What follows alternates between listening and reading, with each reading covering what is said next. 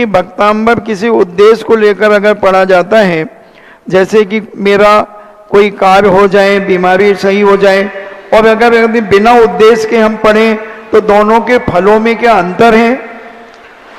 बिना उद्देश्य के जो तुम पढ़ रहे हो तो ऐसा नहीं, कोई ना कोई उद्देश्य तो हो गई, कर्मों के क्षय के लिए, पुण्य के बंध के लिए, और किसी पर्पस से भक्तांबर पढ़ते हो तो मना ही नहीं है।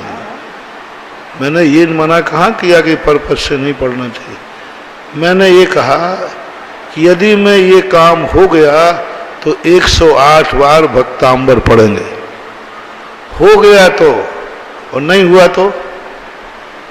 ये मनोती रिश्वतखोरी है। रिश्वतखोरी मंदिरों से शुरू हुई है, और जो मंदिर से शुरू होती है वो कभी मिटा नहीं सकते। ऐसा एक भी संप्रदाय नहीं है जिस संप्रदाय के लोग अपने भगवान को रिश्वत ना देते हो। रिश्वत की परिभाषा क्या है? यदि आप मेरा यह काम कर दो तो मैं ये दूंगा। ऐसे ही तुमको कहते हो भगवान यदि ये काम हो गया तो मैं छत्र चढ़ाऊंगा, ये काम हो गया तो शवामणि करूंगा, ये काम हो गया तो जन्नत तीर्थ यात्रा करूंगा, हो गया तो। ये रिश्वत ही तो है, रिश्वत इसी का नाम। इसलिए रिश्वत के रूप में मत कहो। यदि हो गया तो ये कहो कि मैं भगवान को छत्र चढ़ाऊंगा, मेरा कार्य हो जाए या ना हो गए, मैं छत्र चढ़ा रहा हूं। छत्र चढ़ाते समय तुम अपनी भावना करो मेरा ये कार्य हो जाए, कोई बाधा नहीं है, लेकिन हो जाएगा तो चढ़ाऊंगा, ये रिश्वत है। चढ़ाते समय कोई भावना नहीं करोगे। आप गृहस्थ हो, भगवान का दर्शन करते समय भाव करोगे हे प्रभु मेरा ये कार्य हो जाए। अभिषेक करते समय भाव करोगे ये भाव हो जाए। आप छत्र चढ़ा रहे हैं, प्रसाद चढ़ा रहे हैं, उस समय चढ़ाते समय आप भाव करें मेरा ये कार्य हो जाए, कोई बाधा नहीं। आप गृहस्थ हो, और गृहस्थ होने के कारण अपने प्रभु के सामने इच्छा नहीं रखोगे तो कहाँ रखोगे? लेकिन हो गया तो शवामणि करूंगा, हो गया, कितना अंतर है। शवामणि करते समय भावना भाना मेरा ये कार्य हो जाए, मेरी भावना है, और काम हो जाएगा तो शवामणि करूंगा, ये रिश्वत की खोरी में आता है। तो इस प्रकार की जो स्थितियां हैं, तो मेरा ये कहना नहीं है कि आप भगवान से कोई इच्छा ना करें। आप गृहस्थ हैं, गृहस्थों की हर कार्य के पीछे कोई ना कोई तमन्ना छुपी रहती है।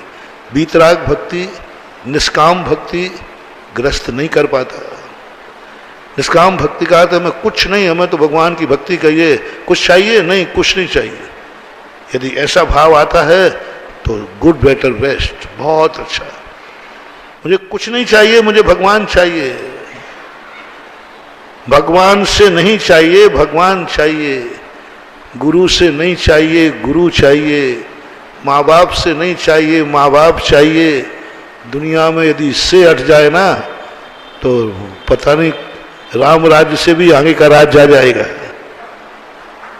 से हट जाए। आज यही तो सब हो रहा। हर व्यक्ति इससे मुझे क्या मिलेगा? मैं मंदिर जा रहा हूं, मंदिर से क्या मिलेगा? मैं मम्मी पापा की सेवा कर रहा हूं, मुझे क्या मिलेगा?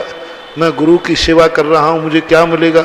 बस सब में से लगा करके सब पूजाएं बर्बाद कर देते। श्रेष्ठतम श्रेष्ठ वो है। दुर्योधन और पांडवों में यही तो अंतर था। दुर्योधन कृष्ण से चाहता था और पांडव श्री कृष्ण को चाहते थे। समझ रहे ना? दुर्योधन क्या चाहता था? श्री तो लगा ही नहीं उसने कभी, श्री तो के मुंह में ही नहीं आता था। कृष्ण से मुझे कुछ चाहिए है, 11 अक्षोणी सेना। और पांडव कहते हैं हे मधुसूदन मुझे कुछ नहीं चाहिए, मुझे आप चाहिए। और जो आप चाहिए है आपको मालूम है, कृष्ण जी से जिसने चाहा वो खत्म हो गया, और श्री कृष्ण को जिसने चाहा वो अमर हो गया। हम भगवान से ना चाहें, भगवान को चाहें, सब कुछ आ जाएगा महानुभाव, सब कुछ आ जाएगा। हम गुरु से ना चाहें, गुरु को चाहें, सब कुछ आ जाएगा।